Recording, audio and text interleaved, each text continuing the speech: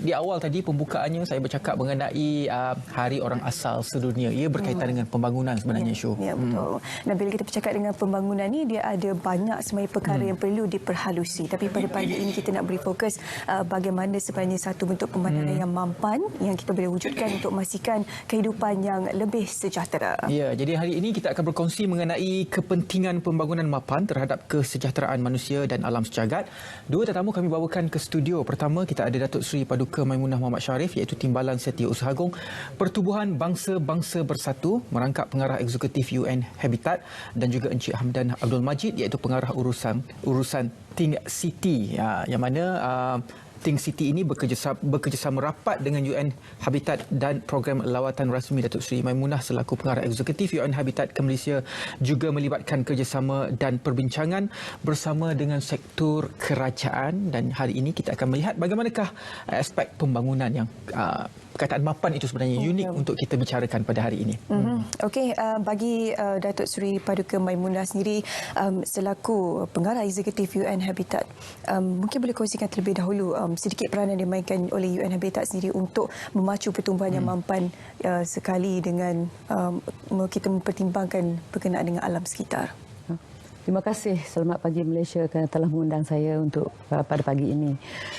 UN Habitat adalah satu agensi yang telah pun digubal di Pertubuhan Bangsa-Bangsa Bersatu untuk melihat kepada mempromosikan satu perbandaran ataupun satu penempatan manusia, sama ada di dalam bandar metropolitan, di dalam bandar kecil ataupun juga di dalam perkampungan, supaya dia perbandaran pertubuhan penempatan manusia ini diambil kira dari segi environment, dari segi alam sekitarnya, dari segi sosialnya, dan juga dari segi ekonominya, supaya dia berjalan ataupun tumbuh dengan mapan dan lestari. Dan dia telah ditubuhkan pada tahun 1978, dan mandat ini telah pun diberi oleh ahli-ahli Pertubuhan Bangsa-Bangsa Bersatu, dan sebagai eksekutif director ataupun pengarah urusan, tugas saya adalah untuk memperjuangkan pembangunan mapan ataupun lestari di seluruh dunia, sebab kita hanya ada satu planet saja. So itulah mandat yang diberikan oleh Pertubuhan Bangsa-Bangsa Bersatu kepada UN Habitat. Apa sebenarnya definisi pembangunan mampan itu dari yang cuba ditafsirkan UN Habitat sebenarnya? Perubahan mampan ini adalah satu indikator di mana penduduk ataupun rakyat yang menduduki sesuatu bandar atau sesuatu pertempatan itu boleh hidup dengan aman. Itu yang penting. Dari segi boleh juga bekerja, ada segi ilmu pekerjaan, dari segi juga dari segi kependudukan, perumahan, dan juga dari segi rekreasi dan kebudayaan. So di sini adalah melingkupi satu kehidupan, satu kualiti kehidupan yang dikendaki oleh setiap manusia. Keperluan, terutamanya keperluan asas. Perlulah ada. So di sini pembangunan mampan ini juga tidak juga menggunakan resources ataupun sumber-sumber yang apabila kita menggunakan sekarang, kita melupakan generasi yang akan datang. Nah, ini adalah satu tahap di mana perbandaran itu dilihat dari segi tidak merosakkan alam sekitar, tidak juga memberikan di segi kesan-kesan yang buruk kepada manusia. So di sini adalah untuk memperjuangkan satu perbandaran di mana kita boleh hidup dengan aman damai, kita boleh bekerja dan juga kita boleh berrekreasi. Macam orang kata, to live, work and play dalam satu kawasan atau satu pertumbuhan pertempatan yang dirancang dengan baik. Encik Hamdan sendiri bagaimana di peringkat Think City? Apa yang dilakukan oleh Think City bagi memastikan apa segala yang telah pun ditulis oleh PBB, khususnya dari segi pembangunan mapan dan juga lestari ini dicapai, khususnya pembangunan Malaysia selepas kita menghadapi wabak COVID-19? So Think City, mungkin saya beri pendekatan lebih tentang TCT itu bukan tahun 2009. Dia adalah anak syarikat Khazanah Nasional khususnya untuk mencari solusi untuk perbandaran yang lebih mampan.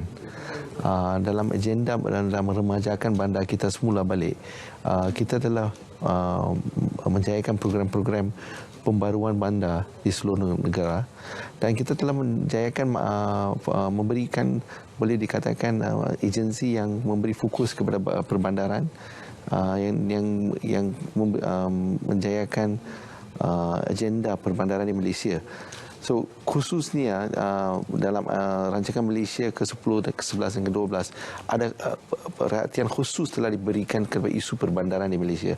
So dalam menjayakan program perbandaran, kita telah mencari jalan bersama dengan UN Habitat dan bersama Datuk Seri, di mana kita telah eratkan perhubungan.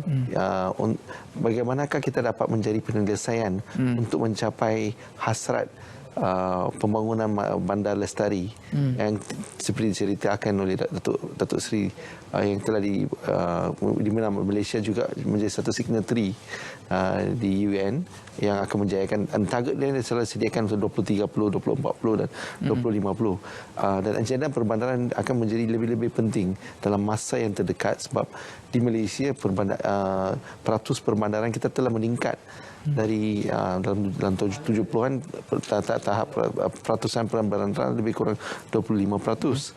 Pada masa ini dia mencecah lebih daripada 75%. So isu perbandaran akan mendapat fokus yang lebih tinggi dalam masa yang terdekat dan perlukan perhatian lebih. Bagaimana sekarang ini kalau Datuk Seri boleh kongsikan pendekatan yang diambil oleh kerajaan Malaysia selari dengan Sustainable Development Goal SDG? Sebab di bawah SDG ini ada banyak digariskan untuk memastikan pembandaran yang mampu dapat diwujudkan. Jadi bagaimana kerjasama Malaysia ke arah itu pada pandangan Datuk Seri sendiri? Seperti yang dinyatakan oleh Cik Hamdan tadi, Malaysia adalah satu signatory yang telah pun menandatangani perbandaran baru, agenda perbandaran baru ataupun New Urban Agenda di tahun 2016 di Quito, Ecuador. Dan ini agenda perbandaran baru ini adalah berkaitan dengan untuk mencapai matlamat pembangunan mapan ataupun Sustainable Development Goal yang 17.